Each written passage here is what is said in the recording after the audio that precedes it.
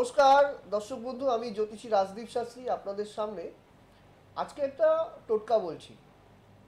যাদের শনির সাড়ে সাতিতে জর্জরিত রয়েছেন, শনি প্রচণ্ড হরোস্কোপের মধ্যে ডিস্টার্ব রয়েছে, কি করবেন? বাড়ির আশপাশে একটা অশ্বত্থ কোনো গাছ যদি থাকে, অশ্বত্থ গাছের গোড়ায় চলে যাবেন, একটি তামার ঘটিতে জল দিয়ে মন্ত্র উচ্চারণ করবেন। মূলে ব্রহ্মা, তালে বিষ্ণু, শাখা শঙ্কর মেবচ, পত্রে পত্রে দেবা নাম, বাসুদেবায় নমস্তুতে। এই মন্ত্রটি বলে তামার ঘটের জলটি এই অশ্বত্থ গাছের গোড়ায় ঢেলে দিই, দিয়ে সেখান থেকে একটা একটা গোল দিয়ে সেখানে মাটি দিয়ে সেখানে একটা কপালে তিলক কাটুন ছোট্ট করে, এবং বাড়িতে চলে আসুন।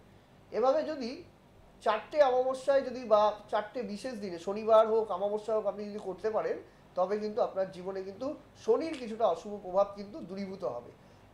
এর চেয়ে যদি বেশি সমস্যা হয়, তবে অভিজ্ঞ কোনো জ্যোতিষীকে দিয়ে অবশ্যই শনির সাড়ে সাথী প্রতিকার করাবেন। ধন্যবাদ, নমস্কার।